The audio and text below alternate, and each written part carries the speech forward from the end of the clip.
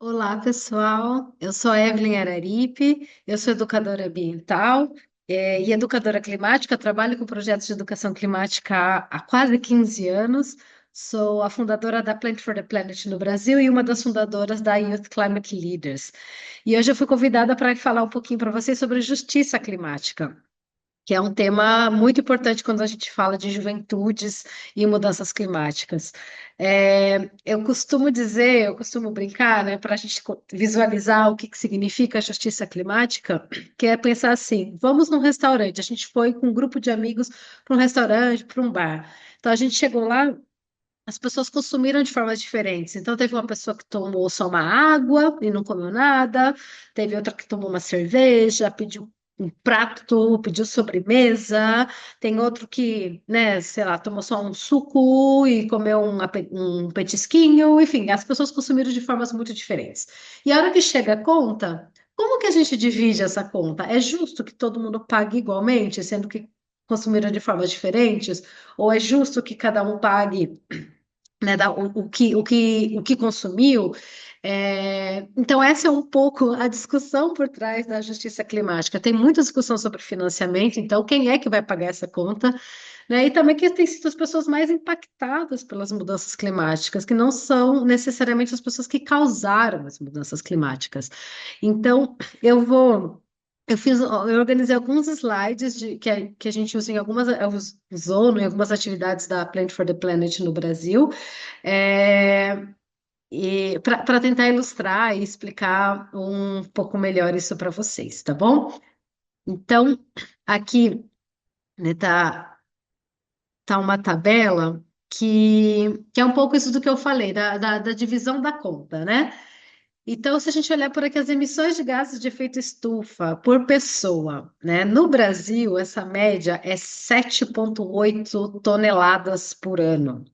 Enquanto nos Estados Unidos é 27,3. Isso é por pessoa, tá? É quanto, em média, cada habitante emite de tonelada de CO2 por ano. Então, aqui no Brasil, 7,8, Estados Unidos, 27,3, na China, 8,2, na Coreia do Sul, 12,5, no Canadá, 21,7. Então, a gente já vê aí uma discrepância enorme, né? A diferença das emissões de gás de efeito estufa por pessoa. Então, vamos dizer que, assim, que se esses países fossem, né, as pessoas no restaurante, na mesa do restaurante, a gente já sabe quem são os que comeram mais, né? Entrada, prato principal e sobremesa, os que ficaram só nos petisquinhos.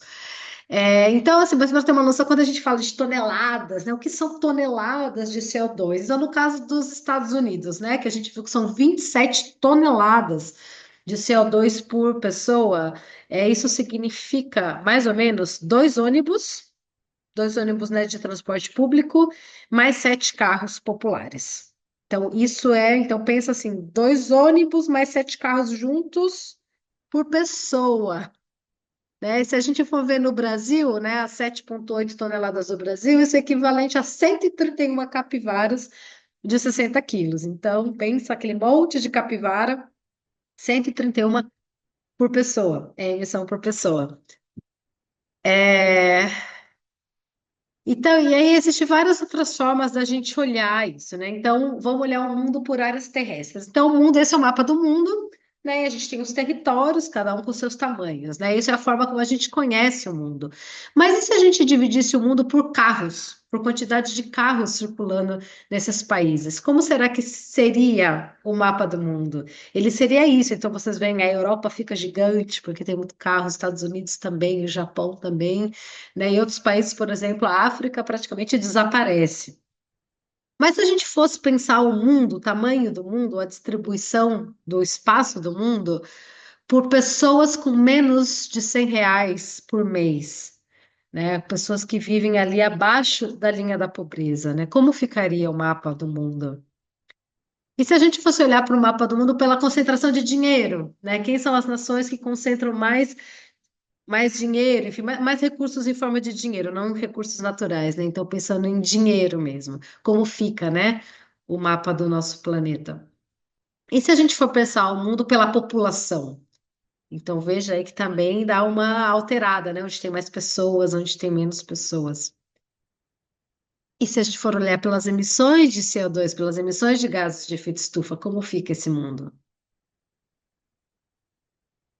Então, para a gente ver a distribuição, né, do Brasil, do mundo, da forma como a gente consome e os impactos que isso tem no planeta, ela é desequilibrada, né? E esse desequilíbrio que acontece, então, os países, vocês podem ver, os países que têm mais recursos, recursos financeiros, são também os que mais emitem CO2, mas não são necessariamente os que têm mais pessoas. Então, a gente está falando aqui de um número pequeno de pessoas, né, que emitem muito, né, gases de efeito estufa, enquanto outras nações, outros grupos, que são muitas pessoas, mas que contribuem muito pouco para esse problema. Né? Só que no final, quando a gente vê os impactos das mudanças climáticas, eles são desproporcionais. Quando a gente tem enchentes, como a gente viu isso acontecendo no Brasil esse ano, quem são as pessoas mais impactadas por essas enchentes? Quando a gente tem desmoronamentos, né? Os desmoronamentos de encostas normalmente atinge quem? As comunidades mais vulneráveis, que já vivem muitas vezes em áreas, né, em áreas irregulares, né, que são, né, pessoas já em situação de vulnerabilidade, pessoas que não têm condições de terem suas próprias casas, de construírem casas, de comprarem casas, né, então vão, né, montando, né, os seus assentamentos, né, para viver na beira das encostas ou nos morros. Quando a gente tem um evento climático extremo, uma chuva muito forte, tempestades, e essas encostas, né, caem, né, quem são as pessoas mais afetadas? Ou quando a gente tem extrema seca, que infelizmente a gente também está vendo isso acontecer esse ano no Brasil, né? Secas extremas. Para quem fica difícil o acesso à água? Ou até a energia elétrica, mesmo o apagão que a gente teve recentemente em São Paulo, que essas pessoas que levam mais tempo para terem novamente acesso à energia. Quando a gente tem desastres climáticos que destroem casas, né? Esses que, assim, essa foto aqui foi uma tempestade em Santa Catarina. Quem são as pessoas que perdem as casas? Quais são as casas que são destruídas? Né? E com as mudanças climáticas, ela levanta um outro debate, que é o debate dos refugiados climáticos. Então, a gente está começando a ter um novo modelo de migrações pelo mundo, né, e talvez muito em breve no Brasil, de pessoas que migram por causa de eventos climáticos, pessoas que perdem tudo por causa de um evento climático, por causa de uma tempestade, por causa de uma seca extrema, ou até mesmo pela elevação do nível do mar. A gente já vê em alguns países do mundo que pela elevação do nível do mar, então ilhas, por exemplo, pequenas ilhas ou cidades na costa, que estão desaparecendo, que o mar está invadindo esses lugares. Para onde vão essas pessoas? Aonde elas vão morar? Então, isso é uma preocupação que a gente tem, que a gente achava que era uma preocupação do futuro, longo prazo, mas que já é de agora, né? Muito em breve a gente vai começar a ter mais e mais migrações por causa de eventos climáticos. E nós estamos preparados para receber essas pessoas que estão migrando para outras regiões, né, do país ou para outros países por causa de eventos climáticos. Então, a justiça climática ela abraça um pouco toda essa discussão, né, de mostrar assim, que às vezes os que causam o problema não são necessariamente os que são mais impactados por ele. Né? Você acho que já está muito claro aqui na minha mensagem de que são os grupos mais vulneráveis, os mais impactados pelas mudanças climáticas, mas não são eles que estão causando as mudanças climáticas, então isso é justo, né? É justo que essas pessoas, né, paguem o maior preço por algo que nem são elas que estão causando. Então, quando a gente fala de investimento climático, e eu sei que vocês vão ter uma outra apresentação que vai falar um pouco mais sobre isso, quando a gente fala de investimento climático, para onde tem que ir esses investimentos? Para quem tem que ir esses investimentos? Né? Quais são as comunidades, quais são os territórios que precisam de muito investimento para estarem resilientes e preparados para as mudanças climáticas? Então, a justiça climática, ela abraça, né? Essa discussão e essa tentativa dessa garantia de quando a gente está falando de financiamento climático, e nesse momento está acontecendo a Conferência do Clima Baku, no Azerbaijão, que financiamento climático é o grande tema dessa conferência. Mas como a gente garante que essa discussão financeira, discussão de dinheiro, né, ela é distribuída de uma forma justa, né, e com equidade? Então, quando a gente pensa quem são as pessoas mais afetadas, a gente também tem que pensar nas interseccionalidades que traz. Então, a gente sabe que tem na justiça climática também as interseccionalidades são de gênero, que são de raça, que são de classe, que são de território. Então, por exemplo, gênero já é comprovado que as mulheres elas são muito mais impactadas pela crise climática do que os homens. E por quê? Porque elas são a maioria das que provém alimentos, que cozinham, que buscam água, né, que cuidam dos seus lares. Então, quando vem um evento climático extremo, elas são mais impactadas por isso. Também muitas regiões, quando existe um evento climático extremo e é preciso migrar, normalmente os homens migram primeiro para buscar se estabelecer em algum lugar, para buscar trabalho, e essas mulheres ficam ali no local do desastre, né, tendo que conseguir viver ou sobreviver e manter, né, os filhos, né, a família, debaixo de todo o estresse, né, de um desastre climático. Também meninas, por exemplo, muitos países onde a educação pública é paga, quando se tem um evento climático extremo e se para as aulas, né? Então, uma seca extrema, uma enchente, então as escolas são fechadas. Quando volta, em muitos países, voltam só os meninos para as aulas, porque as famílias ou não têm mais condição de manter as filhas na escola, ou muitas vezes casam as suas filhas para ter menos gente para alimentar em casa. Então, eu já trabalhei em projetos com comunidades de alguns países na África, na Ásia, que isso é uma realidade, de casamentos arranjados, que por causa de eventos climáticos, uma das soluções da família é dar um jeito das meninas irem embora, casar elas, garantir que elas vão estar acolhidas em outras estruturas, e aí, enfim, isso tem toda uma outra discussão de gênero por trás disso, mas essa é uma das interseccionalidades da justiça climática.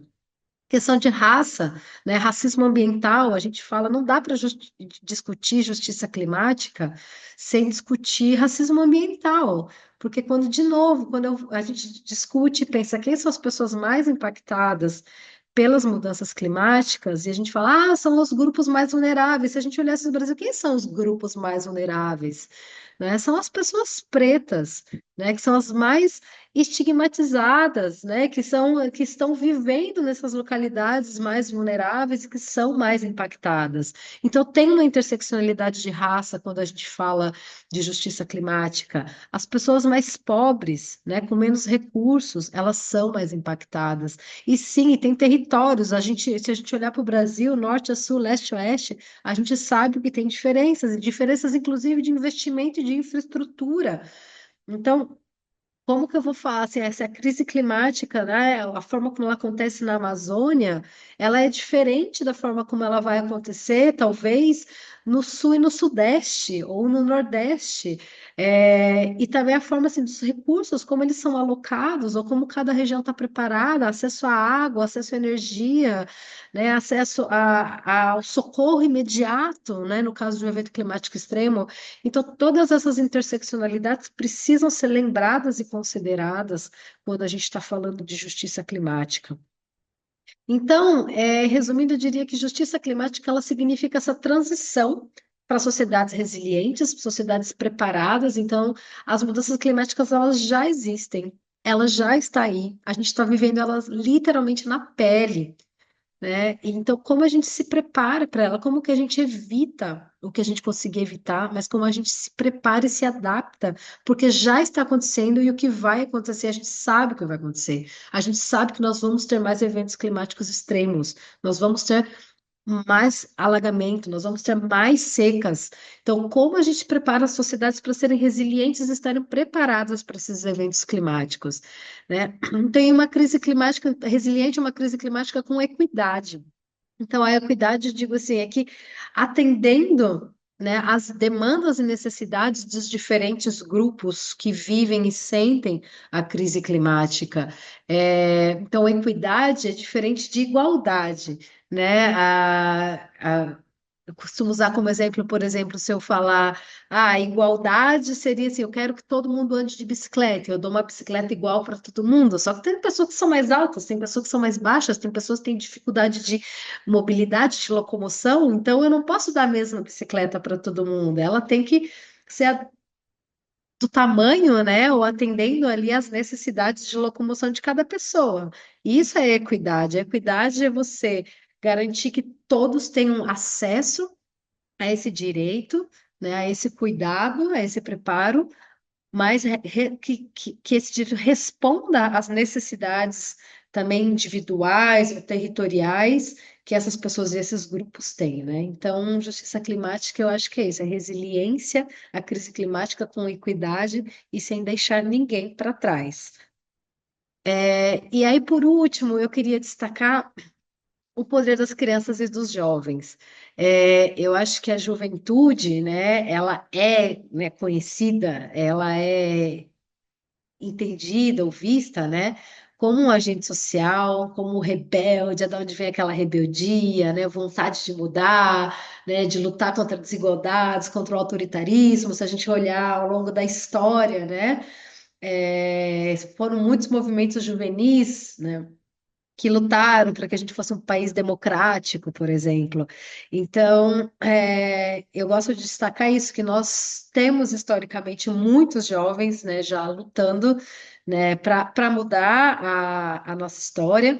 E aí eu gosto de trazer, eu trago aqui três exemplos, né? Então, em 92, na Rio 92, a gente teve a Svert Suzuki, que fez um discurso muito bonito. Eu recomendo que vocês busquem na internet o discurso que ela fez. Na época, ela desde os 8 anos, no Canadá, ela já liderava um grupo ambientalista, né, de crianças no Canadá, e por isso que ela foi convidada para discursar na Rio 92. Então, é a liderança, né, de uma criança ali dialogando com líderes globais.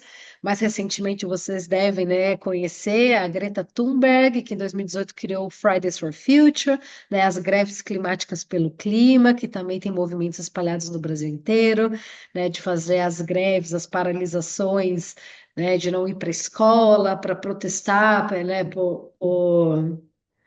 para que os tomadores de decisão, né, tomem atitudes, né, mais ousadas em relação às mudanças climáticas. A Greta Thunberg, ela usava muito a, a narrativa de que por que que eu vou estudar, por que que eu vou para a escola se os nossos políticos não estão garantindo o meu futuro, né? Se eu sem futuro, para que que eu vou estudar? Então, e ela conseguiu, né, criar um movimento aí global. E do Brasil, a gente tem hoje uma grande inspiração, né? A Chai Suruí, né? Que é uma indígena de Rondônia, que criou o movimento da juventude indígena de Rondônia, que hoje é um dos grandes nomes, né, da militância jovem indígena pelo mundo, pela garantia dos direitos dos indígenas, do reconhecimento, né, dos indígenas como esses grandes guardiões, né, do pouco que resta, né, dos nossos biomas. E ela ter feito um trabalho excepcional aí pelo mundo, né, discursando, né, na Conferência do Clima, como produtora do documentário Território, que eu super recomendo para quem ainda não assistiu, que é um documentário assim, maravilhoso sobre as questões, né, territoriais dos povos indígenas e as complexidades disso, e que é muito relacionado à justiça climática. Então, só aqui três exemplos de três mulheres, né, que ao longo da história tem inspirado gerações, tem levantado, né, os jovens para partirem para a ação. Então, eu acho que também não existe dentro da interseccionalidade que eu falei, não existe justiça climática, né, sem a questão intergeracional, né, sem o trabalho entre gerações. Então, pensar nos jovens como a geração que está herdando todo esse desafio, né, então que eles sejam preparados, capacitados, empoderados, né, para liderar essa transição com a justiça climática.